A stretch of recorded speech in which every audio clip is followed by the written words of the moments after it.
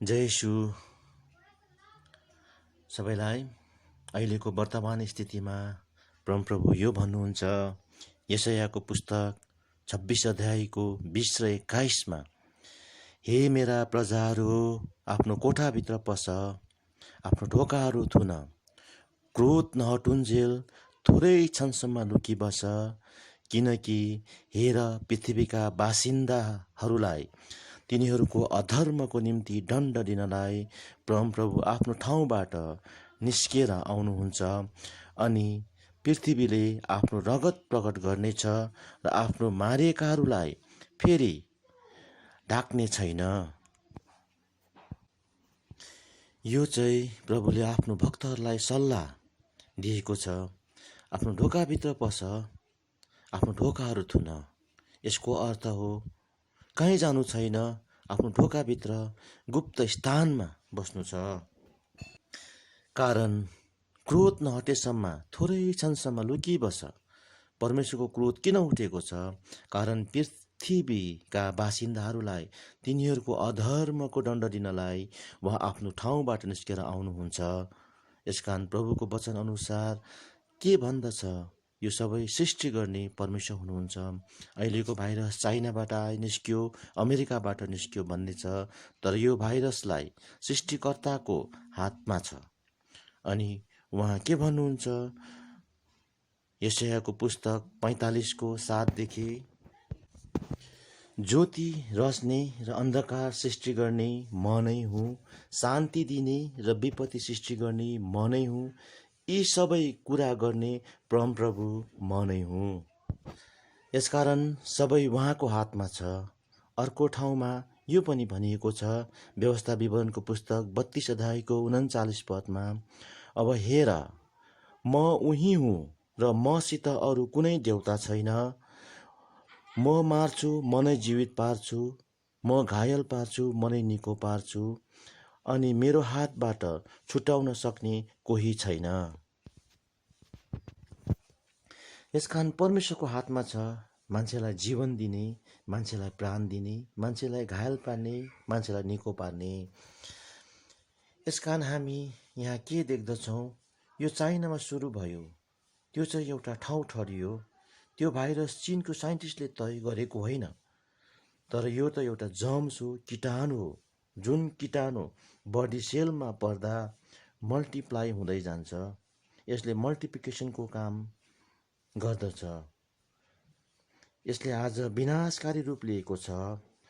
अब अर्को कुरा, परमेश्वरले किन पृथ्वीलाई दण्ड दिन चाहेको हो भन्दा अघि भनिएको चाहिँ पृथ्वीले रगतलाई प्रकट गरिएको छ।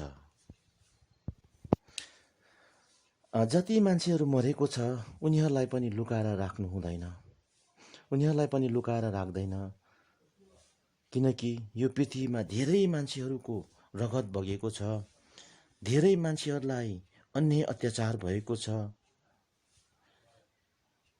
यसमा चाहिँ परमेश्वर भन्नुहुन्छ रगतको खोजी गर्नुहुन्छ।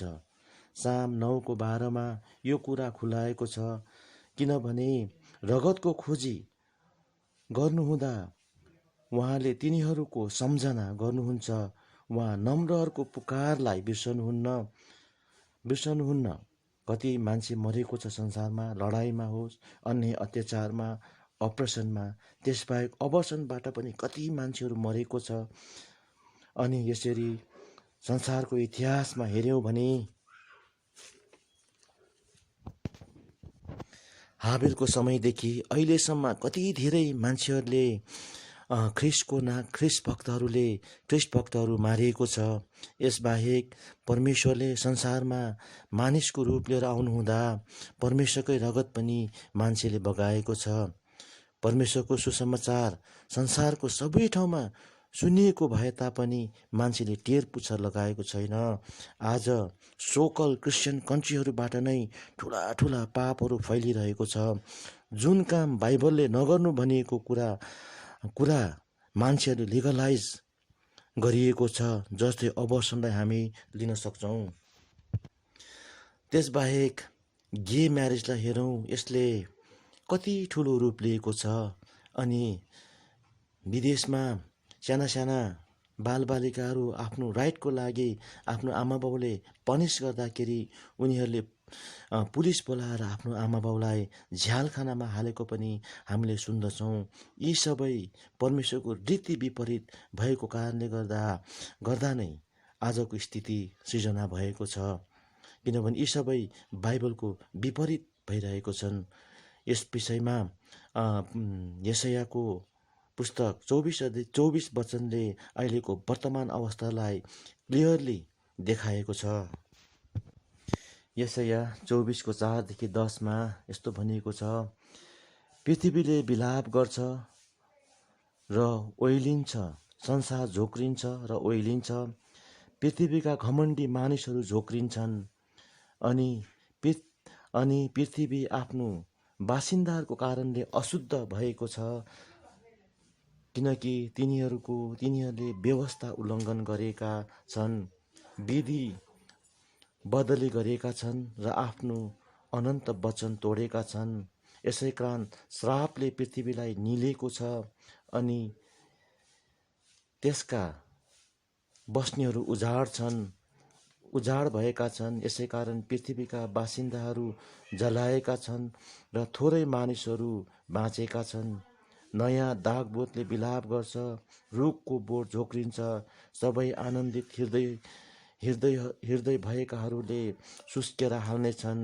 खैँजडीको खुसियाली बन्द हुनेछ, मोज मस्ती गर्नेहरूको होहल्ला समाप्त हुनेछ, वीणाको आनन्द बन्द हुनेछ, गीतको साथमा तिनीहरूको दागमत पिउने छैन, मदिरा पिउनेहरूलाई त्यो तितो लाग्नेछ। उजाड सहरहरू भ्रष्ट भएका छन्, कोही भित्र पस्न नसक्ने गरी हरेक ढोकाहरू बन्द भएको छ। यो पृथ्वीको अवस्था खालि अस्ट्रेलियामा, अमेरिकामा, इटलीमा मात्र होइन, तर संसारको अवस्था यस्तै छ। सबै बन्द छ, कहीँ जानु छैन, कहीँ केही देख्नु छैन। यहाँबाट हामी के देख्दछौँ कि यस्तो भयो त, यस्तो किन भयो त? यो कुरा बुझ्नलाई हामी सन्त पिटरको पहिलो पत्री 4:7 हेरौँ। तर सबै कुराको अन्त नजिक आएको छ, यसकारण सचेत रहो र प्रार्थनामा लागिरहो। र यो परमेश्वरले अन्तको कुरा यहाँ गर्नुहुँदछ। त्यस्तै सन्त पिटरको पत्री 4:17 हेऱ्यौँ भने पनि यसै भन्दछ, किनकि समय आएको छ, परमेश्वरको घरबाट न्याय सुरु हुन्छ, अनि पहिला हामीबाट सुरु हुन्छ भने झन् परमेश्वरको सुसमाचार पालन नगर्नेहरूको अवस्था कस्तो होला। अनि अधर्मी मुस्किलले उम्किन्छ भने भक्तिहीन र पापीको के ठिकान। यसकारण जसले परमेश्वरको इच्छा अनुसार दुःख भोग्दछ उनीहरूले असल काम गर्दा आफ्नो प्राणलाई विश्वासयोग्य सृष्टिकर्ताको हातमा सुम्पिदिउन्। समय आएको छ रे, परमेश्वरको न्याय हामीबाट सुरु हुन्छ। सुसमाचार पालन नगर्नेहरूको त झन् कस्तो हुन्छ होला। संसारमा धेरै पाप बढेको कारणले हुनसक्छ परमेश्वरको क्रोध खनिएको छ। यो अवस्थामा परमेश्वरको वचन पहिलो थेस्सलोनी 5:1-2 यसरी भन्दछ, तर हे भाइहरू हो, समय र कालको विषयमा मैले तिमीहरूलाई लेख्नुपर्ने खाँचो छैन, किनकि राति चोर जसरी आउँछ प्रभुको दिन उसरी नै आउँछ भनी तिमीहरूलाई राम्ररी थाहा छ। किनकि जब तिमीहरूले शान्ति र सुरक्षा भन्नेछौ तब गर्भवती स्त्रीमाथि प्रसुति वेदना आइपर्नेछ, तिनीहरूमाथि अचानक विनाश आइपर्नेछ र तिनीहरू कुनै रीतिले उम्कने छैनन्। तर हेर भाइ हो, त्यो दिन तिमीहरूमाथि चोर चाहिँ आइपर्ने गरी तिमीहरू अन्धकारमा छैनौ। तिमीहरू सबै ज्योतिका सन्तान र दिनका सन्तानहरू हौ। हामी न त रातका न त अन्धकारका हौँ। यसकारण हामी अरू झैँ नसुतौँ, तर जागो रहौँ र सचेत रहौँ। किनकि सुत्नेहरू त रातमा सुत्छन्, मतवाला हुनेहरू रातमा मात्छन्, तर हामी जो दिनका हौँ विश्वास र प्रेमको कवच अनि मुक्तिको आशा रूपी टोपी पहिरी र सचेत रहौँ। किनकि परमेश्वरले हामीलाई क्रोधको निम्ति होइन तर हाम्रा प्रभु यीशु ख्रीष्टद्वारा मुक्ति पाउन् भनी ठहराउनु भएको छ। यसकारण यो चाहिँ परमेश्वरको क्रोधको समय आएको कारणले गर्दा यस्तो भएको छ। परमेश्वरको वचनले यो कुरालाई बताउँदछ, यो क्रोधमा के गर्नुपर्ने हो। हामीलाई बाइबलले भन्दछ लुकेर बस्नु भनेर भन्दछ। यसले के कुरा देखाउँछ, इजरायलीहरू मिश्र देशबाट निस्किने बेला 10वटा विपत्तिहरू आएको थियो। 10वटा विपत्तिमा उनीहरूले केही गर्नु परेको थिएन, तर आखिरी विपत्तिमा चाहिँ उनीहरूलाई एउटा इन्स्ट्रक्सन दिएको थियो। अन्य विपत्तिहरूमा परमेश्वरले उनीहरूलाई अलग्गै राख्नु भएको थियो। त्यस्ताका जुम्रा आयो, उनीहरूलाई केही भएन। भतभत बोल्ने महामारी आयो, उनीहरूलाई केही भएन। गाई गोरुहरू मर्यो, केही भएन। अन्धकार छायो, केही भएन। तर 10औं विपत्तिमा उनीहरूलाई इन्स्ट्रक्सन दिएको थियो, पाठो ल्याउनु, मार्नु, अनि त्यसको रगत दैलोको चौकोसमा लगाउनु, अनि भित्र बसेर त्यसको मासु उसिनेर होइन, तेलमा भुटेर होइन, तर आगोमा पोलेर खानु, तितो सागसँग खमिर नहालेको रोटीसँग खानु, जुत्ता पनि कस्नु, कम्मर पनि कस्नु, अनि लठी हातमा लिनु, अनि हतारसँग खानु।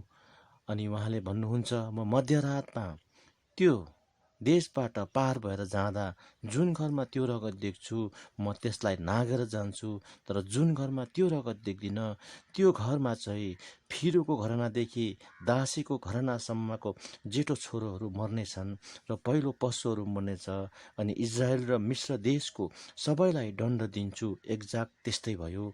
प्रभुमा विश्वास गर्नेहरूले प्रभुले भनेको झैँ गरे भने गरे, भित्र बसेर भोज गरे।